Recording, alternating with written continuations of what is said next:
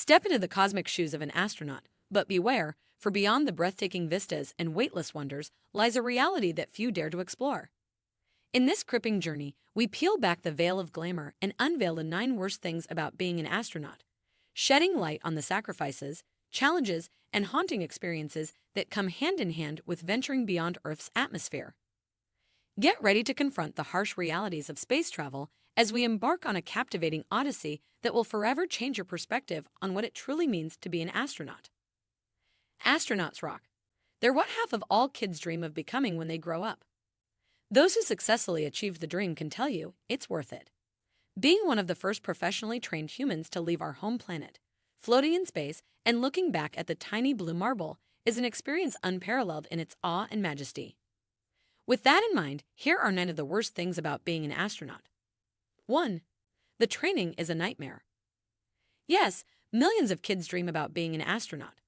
Too bad less than 1% of applicants are chosen, and just to apply in the first place generally takes an advanced science degree and exceptional military service. In other words, that 1% is already picked from the top 1%. But if you do make it, the preparatory training is intense.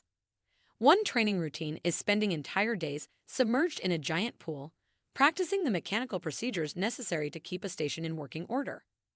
Another test is to swim laps while wearing the standard 200-plus pound NASA flight suit. Still, another test/training procedure is taking a ride on the famous Vomit Comet, a plane that flies in parabolic arcs, simulating weightlessness. It does this around 50 times per session, often earning its nickname. 2. You'll get motion sickness and puke. Speaking of vomit, it's very hard to keep your lunch down in space. The lack of gravity/low gravity keeps the vestibular system in your inner ear from working, meaning your sense of balance is wrecked. When the inner ear can't function in a way that matches what the eyes are perceiving, you end up with motion sickness, which, as we know, leads to puking. Though astronauts generally acclimate to the motion sickness, known as space adaptation syndrome, within a few days, other, more lingering problems keep puke a constant threat. 3. Your skin falls off.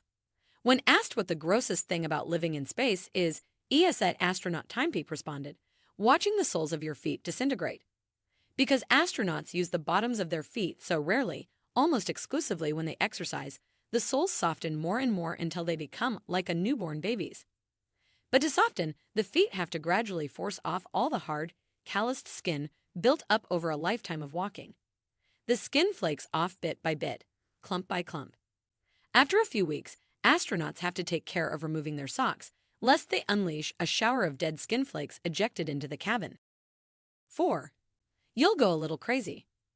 When the 2020 pandemic first started, when many people were forced to cope with extended relative isolation for the first time, several astronauts were asked how they dealt with their isolation so often.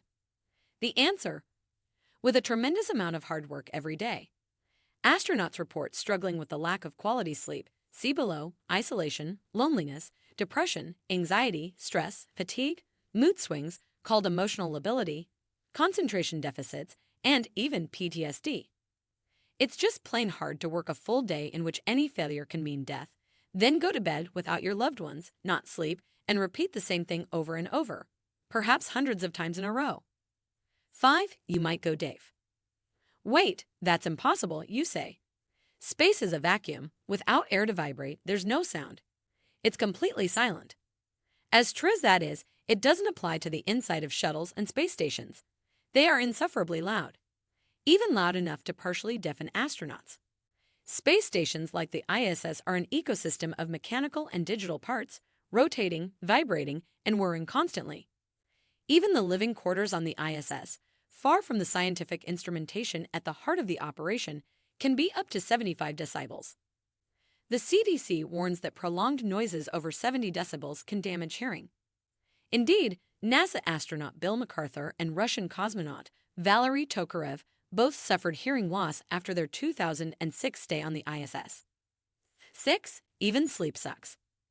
After a hard day of calculations, engineering, and science, you'd think astronauts could at least count on a restful night of sleep.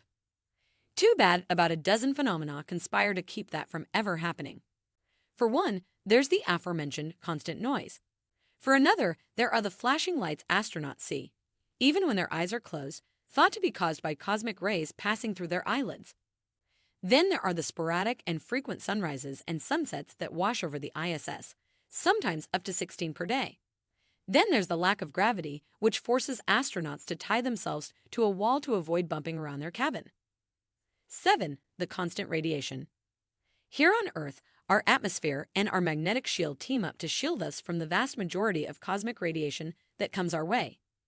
In space, astronauts spend the entirety of their time beyond those two barriers and so are constantly exposed to cosmic radiation, roughly as much as survivors of the atomic bombs at Hiroshima and Nagasaki.